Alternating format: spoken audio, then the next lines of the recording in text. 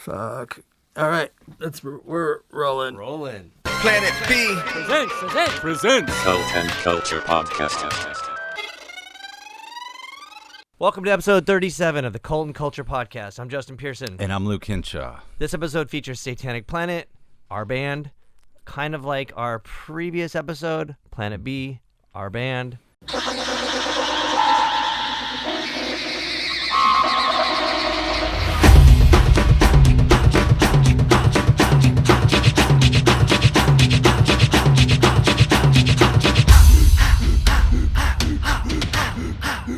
Messages in the television static, subliminal voices drive you mad. Satan chanting backward music, Indian outbreak, enemy human. Secretive rituals, hidden inside, sacrifice animals, contraband. Dominate over the godly pieces, centuries, while you feel like racing. One blood drinking, evil ghost beat, pentagram where the black will not be. This one, it's weird because it started, we had a podcast with Lucien Greaves, and that started Satanic Planet. Yep. So we're doing a full... New album. Yeah. Well, also full circle podcast back to this, but yeah, it's an odd trip thinking through the existence of the band so far. Yep. I mean, obviously that was the reason, not the reason for the podcast, but he was here recording vocals for the new album. Yeah. Which is coming out good. It's a hell of a lot better than our first one. More focused. Agreed.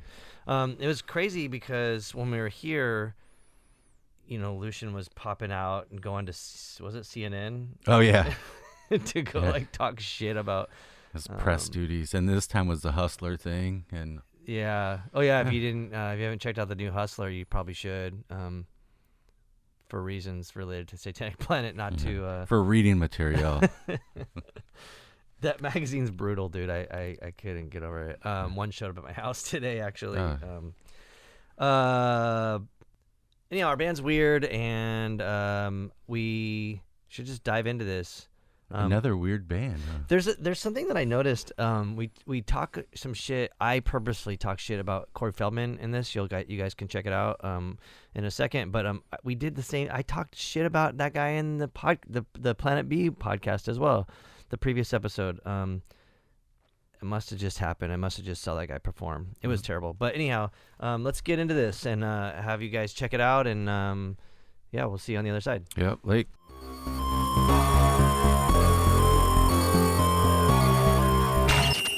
Hello.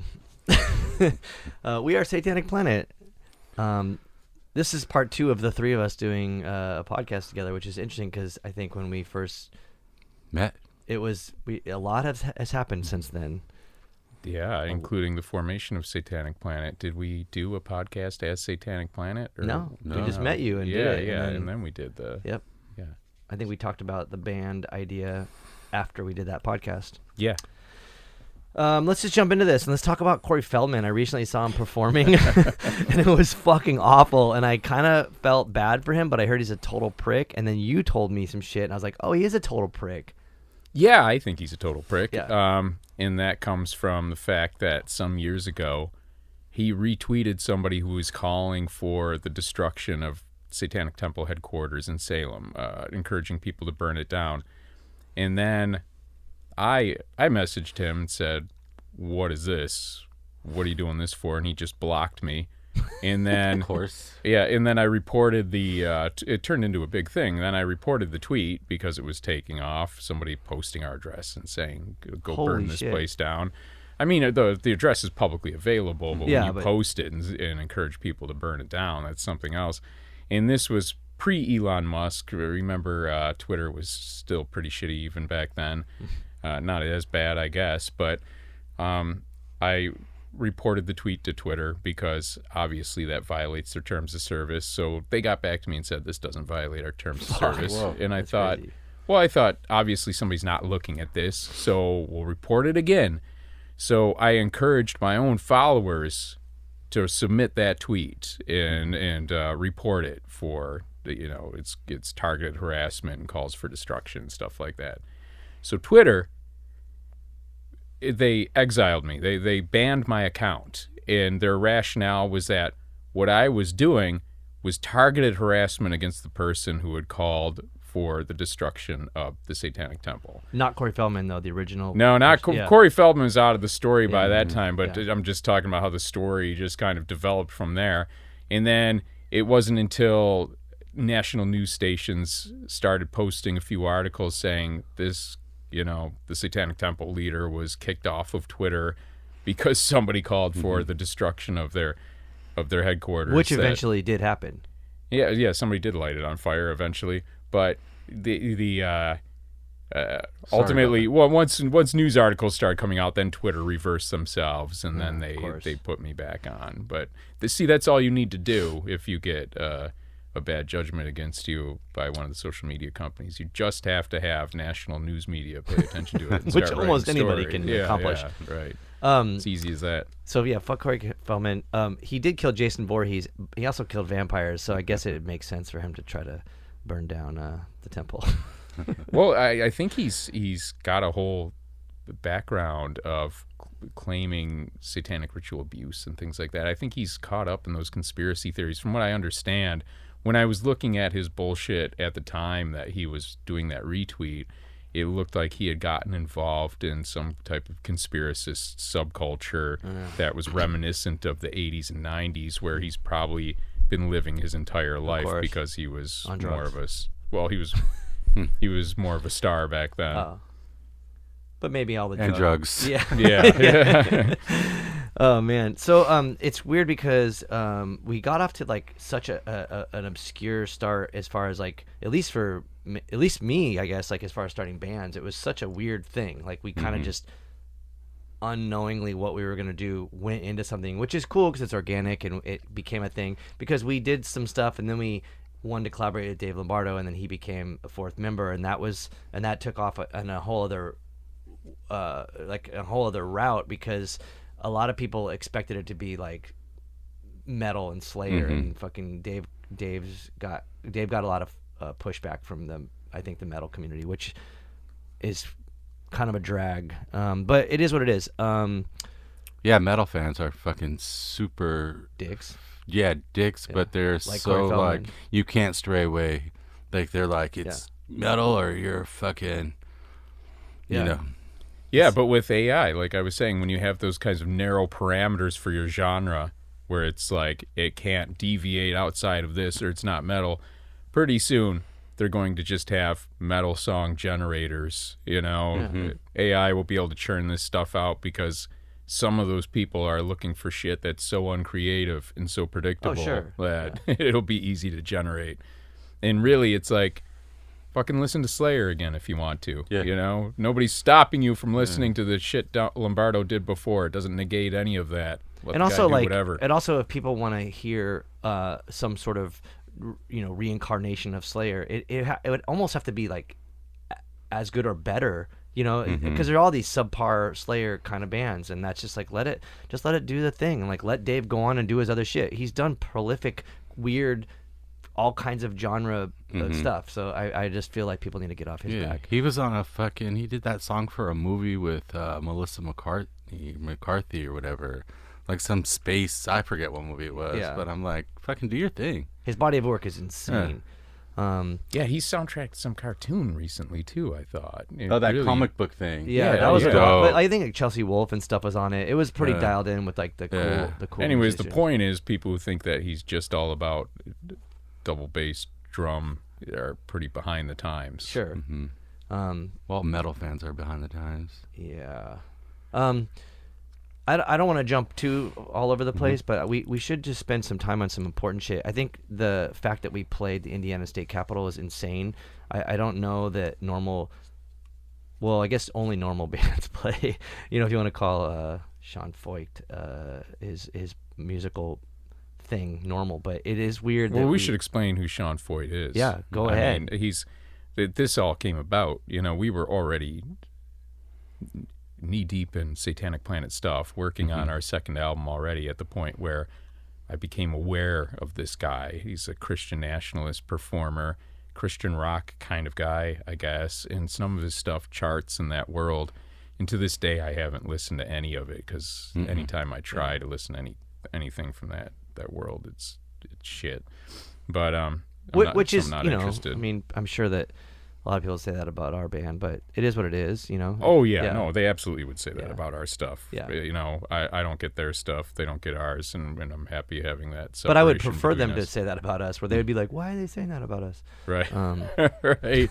It hurts their feelings more than ours, I would think. Yeah. But anyways, he's going around as many state capitol buildings as he can to hold these Christian revival type shows where they were doing baptisms, all this other shit, and in the state capitol buildings, singing Christian music, laying hands on each other, arms up in the air, praising hallelujah. And, you know, that's all one thing. And then to further make it insulting, he grabs GOP politicians from the states and then makes these declarations that this is a Christian nation and all that kind of thing. And it's not. Those are public forums, and if they're going to open up state capitol grounds to those kinds of performances, well, we figured Satanic Planet's well positioned for that. Here I am, a religious leader as well, with a band, and we could play at a state capitol building that would also have Sean Feucht. So then we submitted to play Indiana, So why Indiana first? Indiana, That's the one he played that first. Yeah, he played that, and it was also, you know, we have a strong congregational presence in Indiana, and it's not too far from Detroit, where we also have a strong congregational presence. We've worked with the Indiana Capitol before, putting up holiday displays and that type of thing, and also they really let Feucht go all out. Some of the other locations, we might have more restrictions as to how we play and what we do, because in some of the buildings he played, we could see from the video footage that he was entirely acoustic. Whereas in Indiana, he was plugged in. They had keyboards. They were amplified and everything. So it just seemed like it would also be less prohibitive in that way to use Indiana as the kind of testing ground to go first. But that all said, I still thought we would probably just go into litigation and not play the show. Yeah, I didn't. I was like, book it. Also, totally. Well, I anticipated it would be a far bigger deal than it was. It got relatively little coverage, and I never know what's going to make people melt down. But I was prepared for the worst. I was prepared for nationwide panic over a satanic band that was going to play in a Capitol building in a state in the Midwest while we're doing unbaptisms and all that kind of thing. Very little. Then, months later, this month, our Iowa congregation simply puts up a holiday display at their Capitol, and the whole nation melts down. So you never know. But I mean, the thing they set up there stayed there. We were just there for like that, you know, hour or whatever.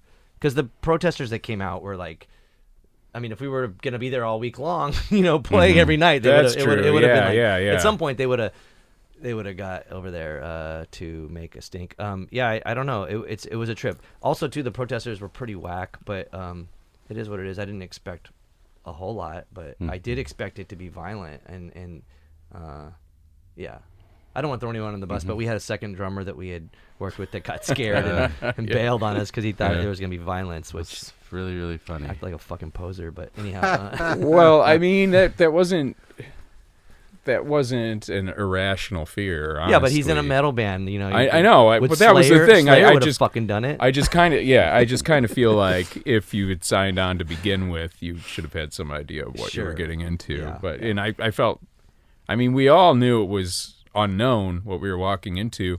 It turned out everything else, rather, you know, outside the lack of coverage and the lack of people really noticing, everything else I thought went incredibly well, much better than I would have thought that a show like that could have possibly the gone. technical aspects of like the PA speaker was burning out like on the first song was kind of that a was bummer. me. I know. You smell it right away. There were a lot of problems, yeah. but the worst ones weren't there, right? Oh, sure. We were able to load in didn't get underground. shot. Right. I was worried we were going to have to go through a battle zone to get in and then come out and be unprotected too. Yeah. Whereas I mean, we can't complain about how they treated us at the Capitol. They were really nice. Yeah. Like, yeah. And Even they pigs over there were they nice. looked like they were dedicated to protecting us there. Like they let us pull in underground. They came out and met us. Yeah. You know, there were like 5 officers there too, and we just loaded our stuff in. They didn't check any of it. And then we realized, we could have played a normal set, and instead we had reworked everything to do with the cello set. Yeah. But that was kind of with future performances in mind too, because like I said, you know, in future ones we might have to go even stripped out more and make it acoustic. I purposely staged myself so far away from you because I figured you were gonna get shot first. So yeah, right. I'm like, I'm gonna play over here. I'm gonna put the cellos right behind you.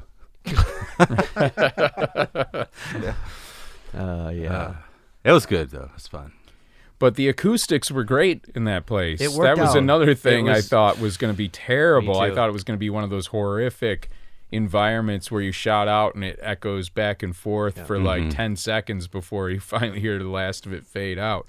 But no, it really handled the sound really well. There's a couple recordings in both of them where, well, I think the one on YouTube is pretty professional, but even people's phone recordings, there was a clarity you just don't usually hear. Yeah, well, it turned out Ted. it turned out really well. Yeah, our sound engineer was great too, hustling. It is crazy too to think about like the accomplishments of regular music, and I'm a big fan of this. But like when you can get legitimate protesters or people listening or viewing your band that would no way ever possibly see you at a club, then you're doing something right. You know, I mean, there are all these like regular people up there. You know? Right? Yeah, that's what I was gonna say. Like the YouTube video is worth looking at just to see the audience, because I recognized that when I was watching the footage.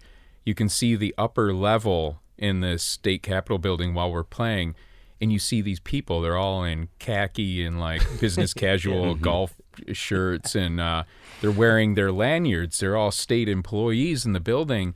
And to their credit, they were respectfully watching, and after songs, they were clapping. Yeah, you know? yeah. I mean, they're probably just like, we're respectful. Like, that was interesting. They don't know. I know. They're like, yeah, they're going to put a spell on us. Hey, good job. I do think, though, the consistency of the cellos and the fact that our voices were fairly unprocessed, you know, we were just going kind of raw vocals.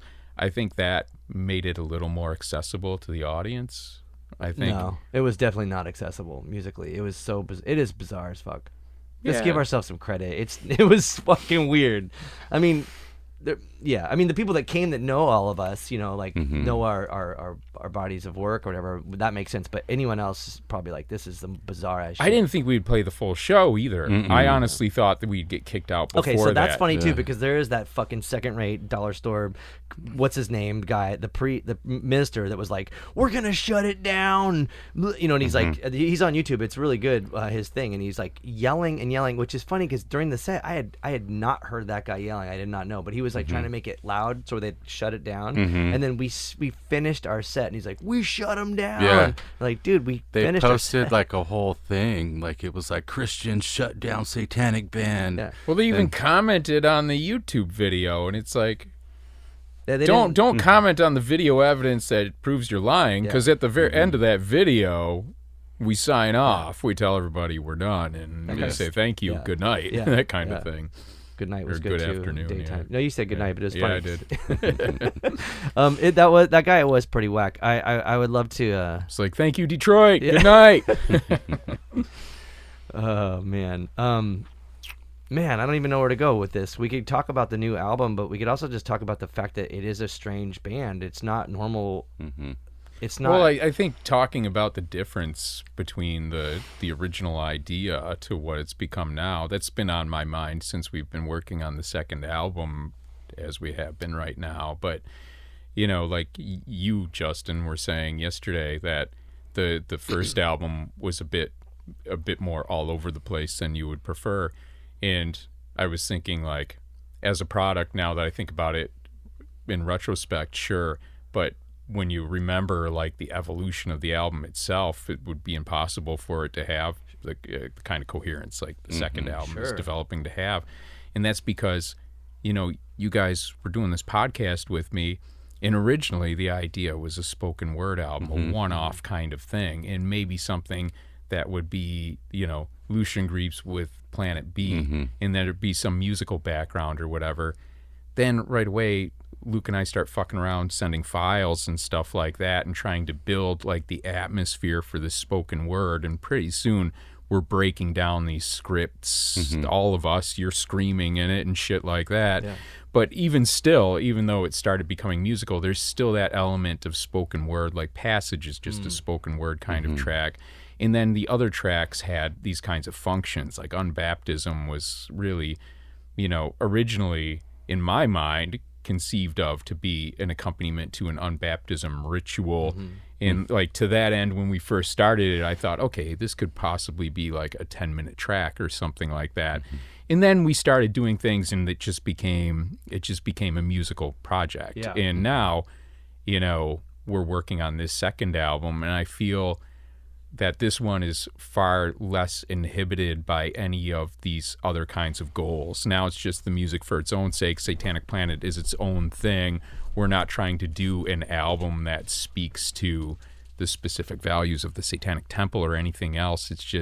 It's us, and we're making music, and I think that's a good thing. It is a good thing, but it also is just an interesting thing to try to navigate on the level of being a band. You know, it's like, because it was also too weird timing, because we were about to play our first shows, and then the fucking pandemic hit, and it was like, oh, we're not going to play shows, which maybe, I mean, in retrospect, I don't know, maybe that was a good thing, because I feel like we needed a little bit more time to figure it out. But also it could have, I don't know, it's just an interesting thing coming from a musician, or like the way that like a band functions. It is very odd. Also, too, the fact that you live far away. Dave never has really worked with us in the studio. He does stuff on his own in his own studio where he lives, and so it is kind of interesting. I mean, I guess that's common for a lot of bands, but it is interesting when like we're a band. Let's jam together and like write together. Yeah, you know? It doesn't. I do think we had planned the first shows we were going to do. That was too early. Yeah, way too early. I don't even know if the album was out yet. No. The album was not out yet. I don't even think it was we only finished. had like 4 songs. Yeah, I don't even think it was finished. Things were rolling too fast. There was more pressure, I felt, on the first album, too. This one, we've been paying attention to a lot more details. We were actually, I felt, under some pressure to produce the first album a lot quicker, because I remember Live Nation agreed to rep us right away, but we needed to send them a track, and that was what forced us to immediately release a version of 999. Yeah, that it wasn't actually the final version we went with. Yeah, that was before we were even, I think, working with Dave fully too. So it was.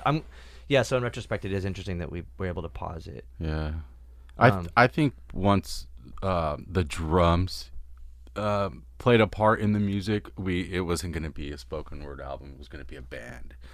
You know, and the experimental phase of working on that first album was so weird, because I didn't know what we were going to do, you know, so I think that's probably part of the reason why it's so all over the place, you know, and it was like, oh, I'm trying all these new sounds, you know, which is kind of Planet B-ish, but I wanted to stray away from that with a lot of the sounds. Yeah. So. Which I think on the new one is definitely its own realm. It is. Yeah, I was doubting the new album for up until just a couple days ago, and then I'm like, oh, it's good, it's better. I'm leaning towards that.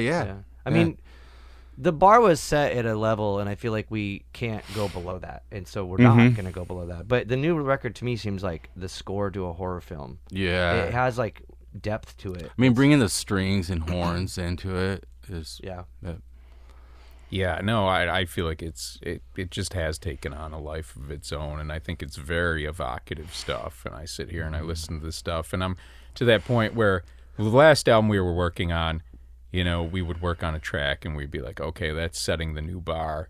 And I'm to the point now, I feel like everything we're working on is like set the new bar for me for the moment, you know, because I really like what it is. And like that might not stay, you know, it's not necessarily that every successive track is the best track.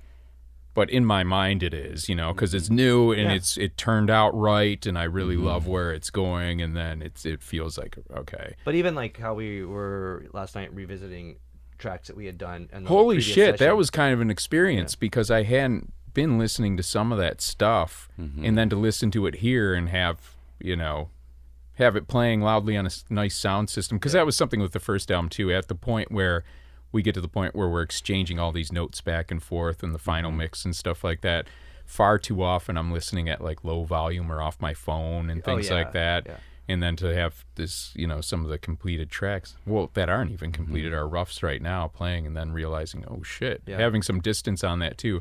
And I'm trying out new things for me vocally, this is a new experience for me too. So sometimes it takes some distance from doing the vocal delivery and being self-critical about it to being able to listen to it again some months later with a sense of detachment that allows me to say like, okay, that works. I don't really necessarily need to worry about that. Give the viewers a piece of what you're working with vocally, a little acapella. Oh yeah. Just run through some lyrics. Satan. Well, screaming is new for me. You delivered it. I was like, damn, he looks like it sounds like a freaking psychopath, dude. Yeah, you sound like a full-fledged psychopath. It was great. Yeah.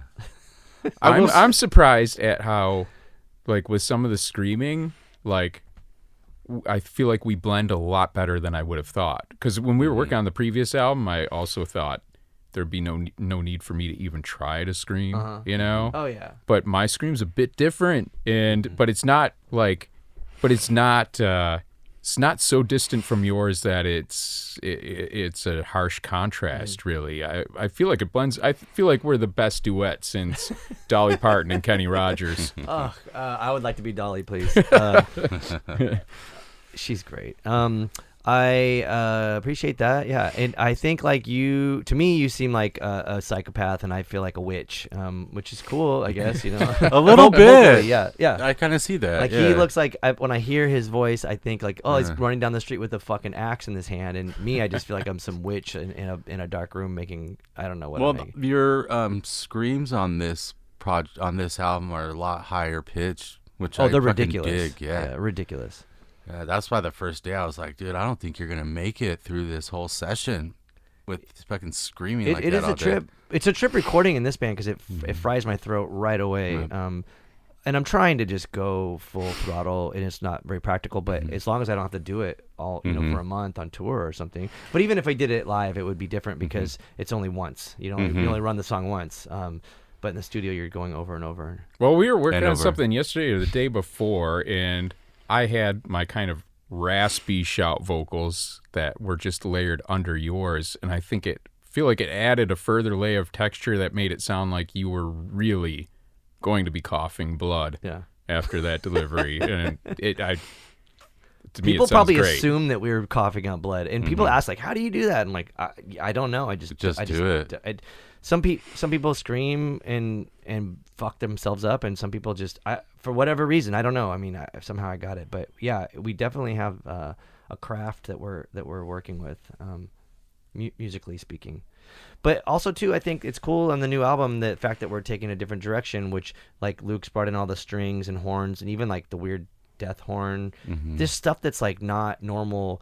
More native instruments. Completely. And also too, people would expect like it to be metal or even like in the industrial world, which it is a lot industrial sounding, taking cues from like Ministry or Skinny Puppy or something, but more almost theatrical in a sense, because I could hear each song and be like, this could be in a horror movie. To me, the new stuff is shaping out like orchestral. It sounds so big.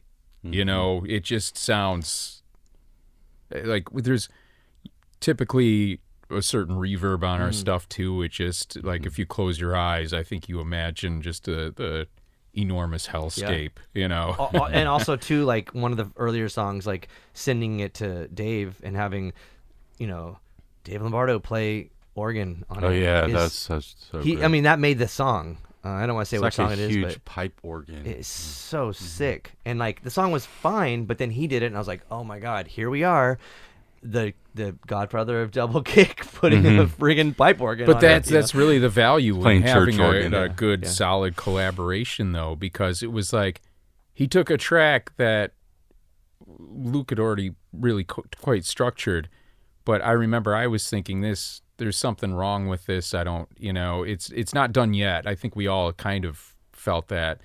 And I feel like the addition of the organ, that kind of pipe organ sound in it, was counterintuitive for what it was, because it was kind of I kept thinking in the direction of louder, faster, kind of something to tie it together. And the chorus just wasn't blended with the rest of it yet. But It's to me, it was really sounding. I wouldn't have thought of it, and it was like that's the beautiful thing about the organ that he added is like sad and like sort of peaceful sounding. It's really interesting. For whatever reason, it just took a different effect and a different approach to it. Dave took a different approach to it. I think it's. But it was so different from everything I was thinking. That was what was so course, beautiful yeah, about it when yeah. it comes back and you're like, oh, okay, all right, Yeah. now this is a great track, and it really didn't take much, but it was like I didn't like having it that ear at for first. Yeah. I didn't like it, and I was like, because I was so used to. right. It the was an other way. adjustment, but now And you then wouldn't take it away. Like after 2 days, I'm like, fuck, okay. Like it took me to feel it, because I was like, oh shit, now I get it. Because I'm like listening to like, oh, what do you do? And they're like, what the fuck? But then when I felt, I was like, oh shit, yeah, there's like more feeling right there, and I was like, Yeah, Cool.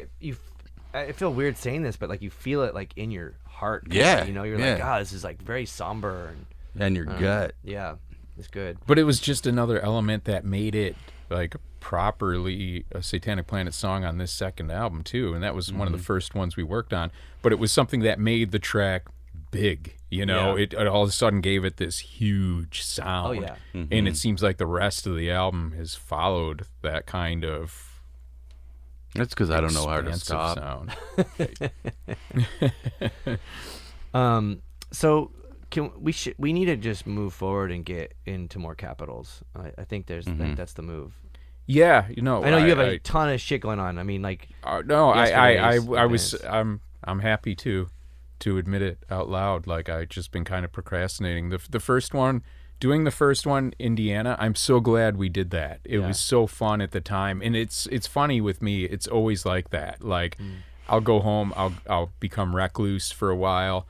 I'll turn down offers to go out and meet with people and just a shut in. And then I dread the appointments I have, and then I go out and have fun, And it's like that. We play a show. I'll be stressed out the whole time. We're playing the show. I love it. And I'm really happy that that's turning out to be the case. It could have been I hadn't done this before, so it could have been like, playing shows could have been a horrific thing for me. I find I like it. I like it more than any of the other things I'm doing, honestly. I'm having a good time doing it. And that's a great thing. But just the same, when we were planning Indianapolis, I was really stressed out about it. And part of that stress was I'm used to being under threat and things like that. I'm not really used to bringing other people with me, I'm not used to like, and I kept having second thoughts, like I was dragging you guys in. I kept thinking like I should call these guys and tell them like, look, at any point you can bail out or whatever. But even that could be insulting too. But I kept second guessing it.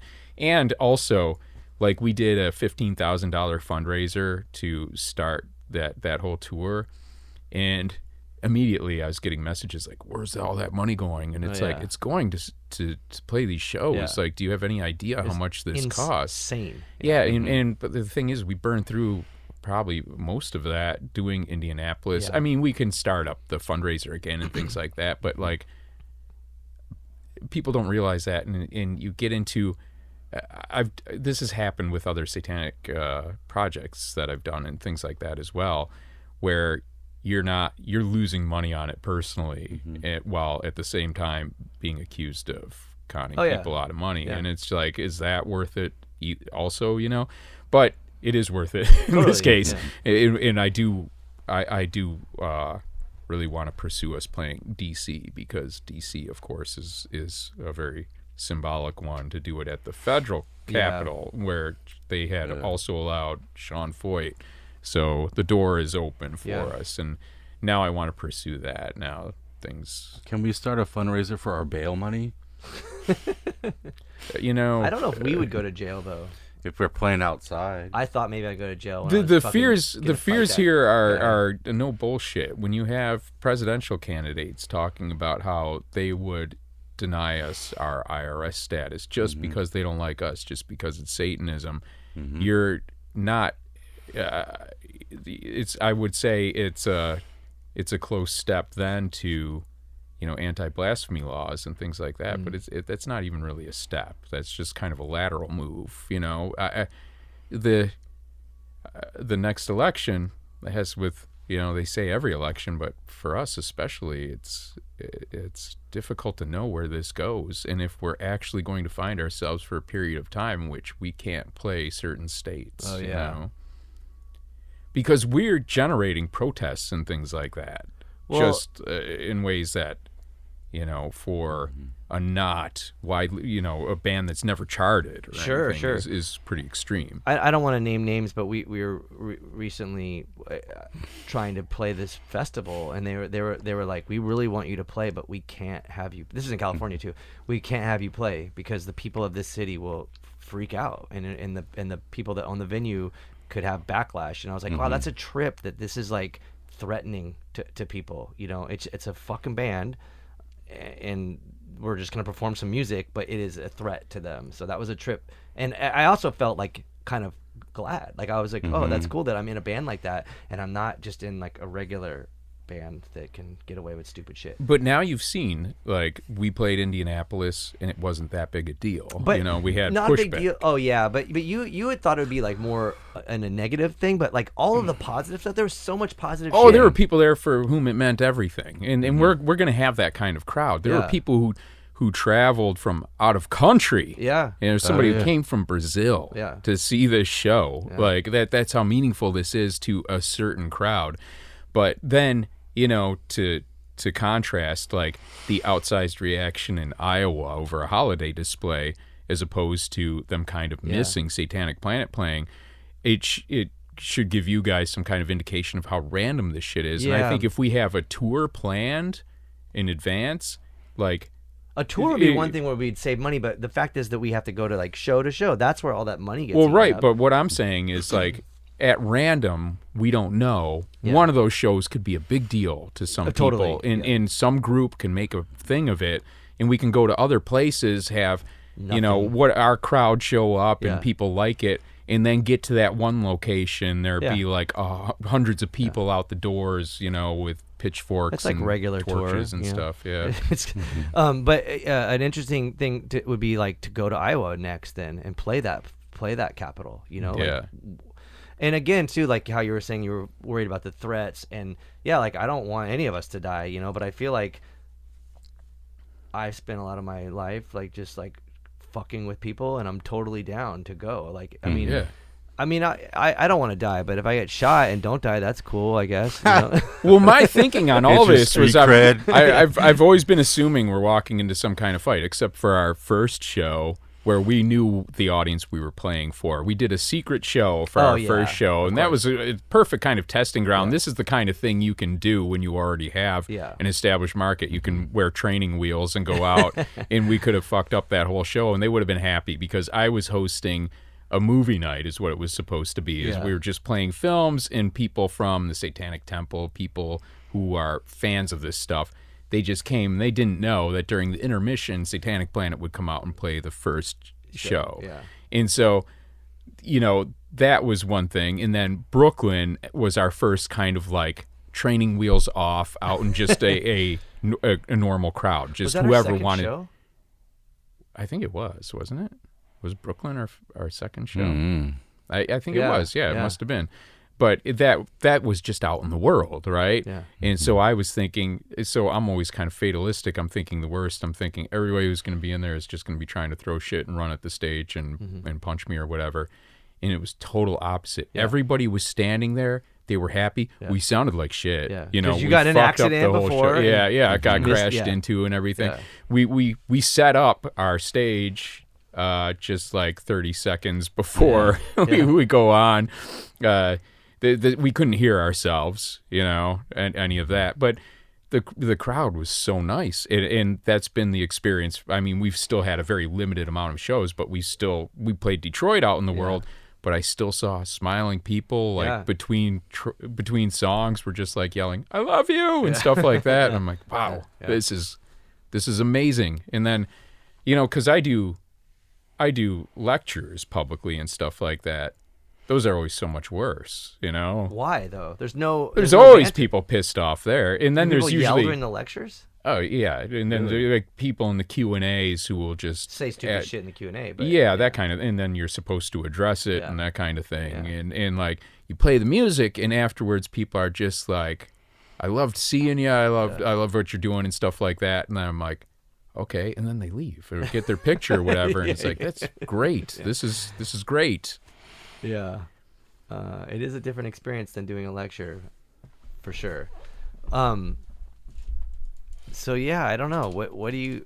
I think that we should do all of the capitals and become the first band. Well, I guess Sean Feucht did it, but we'd be like the first satanic band, I guess, to do all of them. I think now the time is ripe to put in the application for Washington D.C. because not Iowa.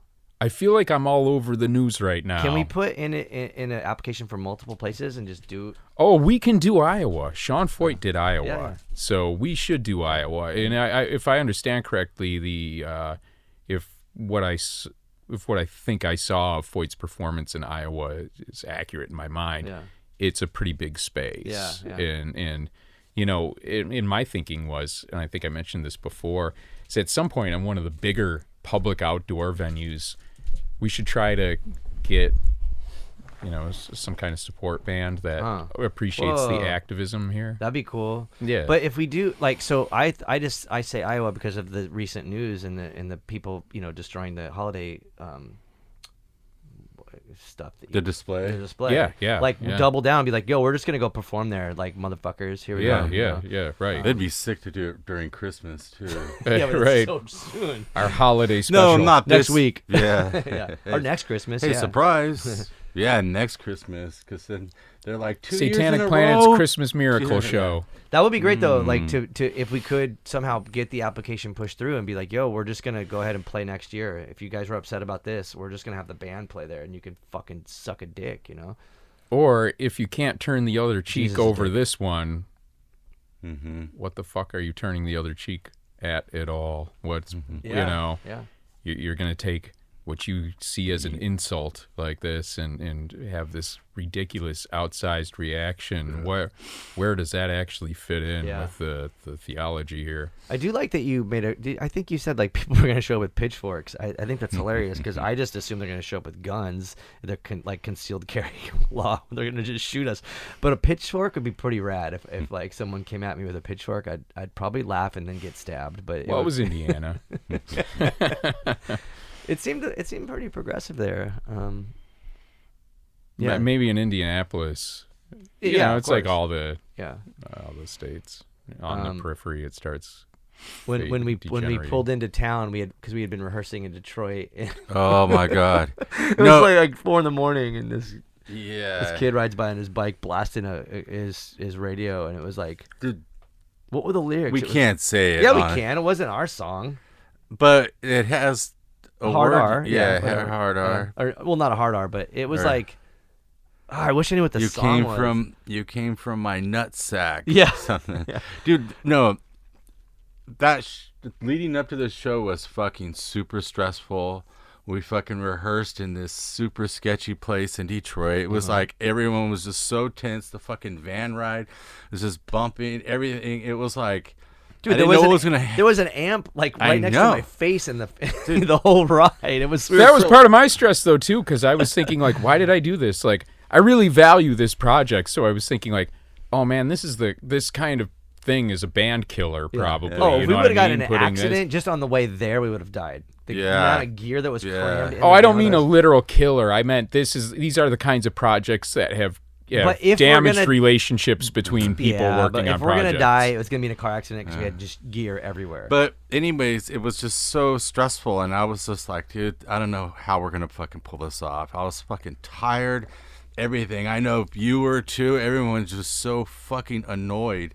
And then we finally get to the Airbnb, and we're walking, and this tweaker dude, 4 a.m. with his boom box, just cruises by and has a song pretty much like, "Hey, you came from my nutsack" or something.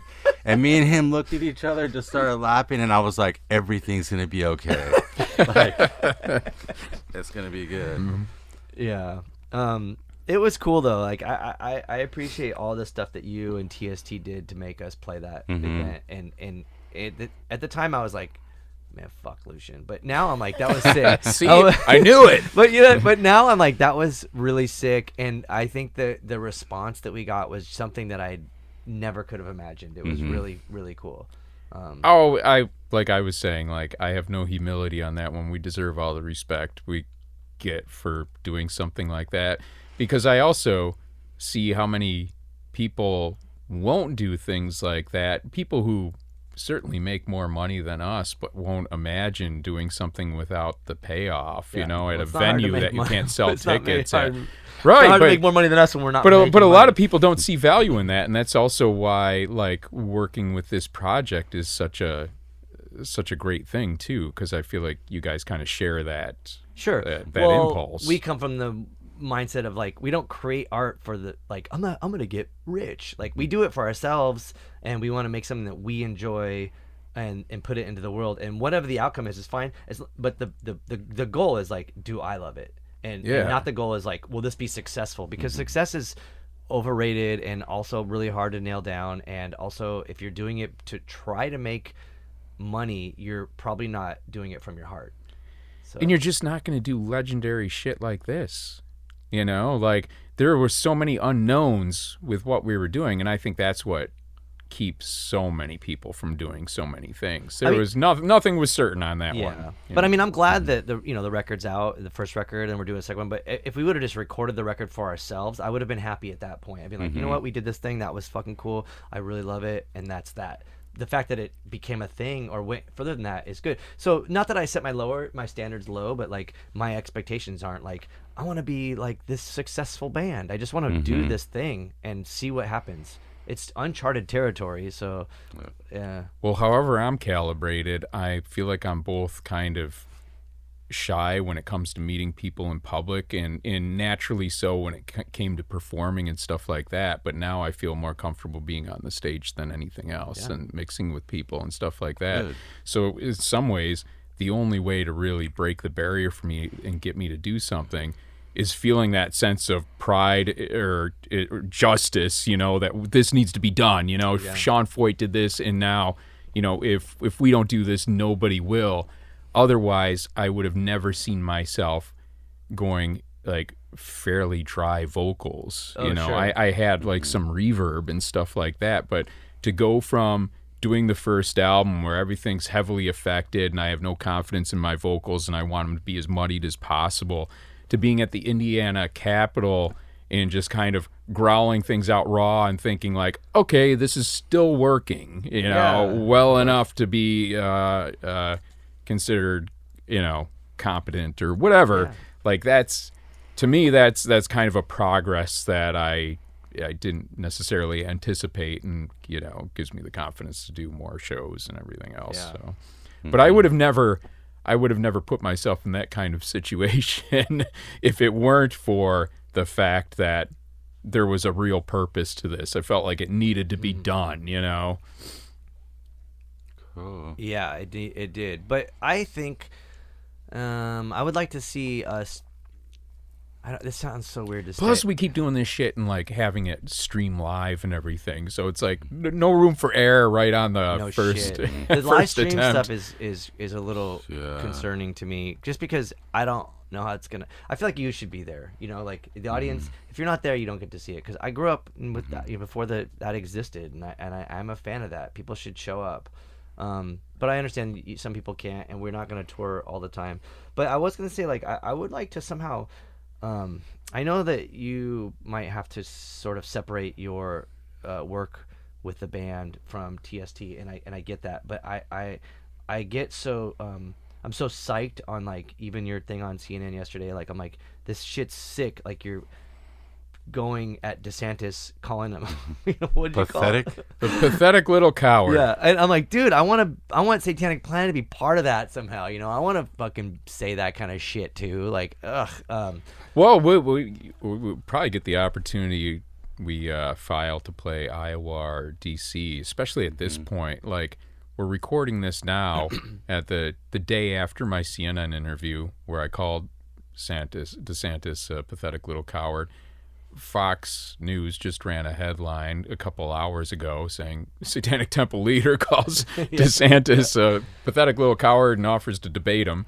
So we'll see how that plays out. And like, I mean, we have presidential candidates bitching about us right now. So now's probably a good time to file our stuff. Well, also too, I'm excited for the listeners to hear our new record because all of the backwards messages is going to call out all of them by name, and I think that's going to be great. That they're going to be, listed, because fuck them. Yeah, Well, we played our introduction track a few times like live, and there's the backwards vocals that were it's like kind of our diss track, and now.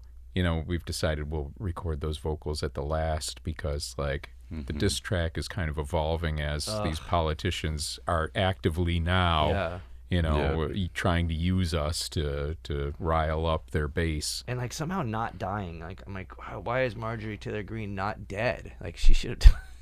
I don't... Yeah. Died of what? Just her own stupidity? Accidentally tying her shoelace around her neck, or... I don't know, struck by lightning or hit, whatever. Act of I don't God. wish death on anyone except, God. yeah. Yeah. Except peacefully by natural causes early. Yeah. I just hope she dies amongst a couple of other people. Tucker Carlson is another one, the motherfucker. La Jolla's finest. Anyhow, let's make an album. We have a few more hours left. Yeah.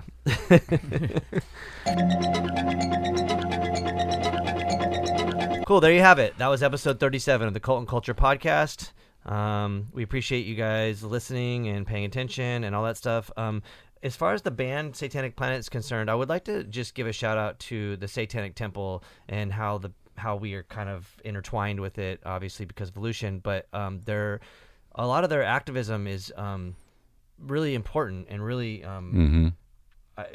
dealing with pressing issues. And I don't know. I just want to say thanks to that entity for existing. And it really is like, it sounds kind of silly saying this, but it's like such a punk thing. It's like just like fucking with the government, fucking with laws, and obviously with religious fundamentalists that just have their heads up their asses. But so shout out to TST for sure.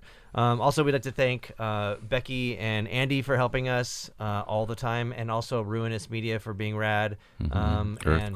Earthquaker, Fender, Heartwork Coffee for keeping us caffeinated, and I don't know, you the viewer or listener, we appreciate you paying attention and I don't know, helping us out or paying attention and listening and digging what we're doing. So thank you very much. Take care. Like.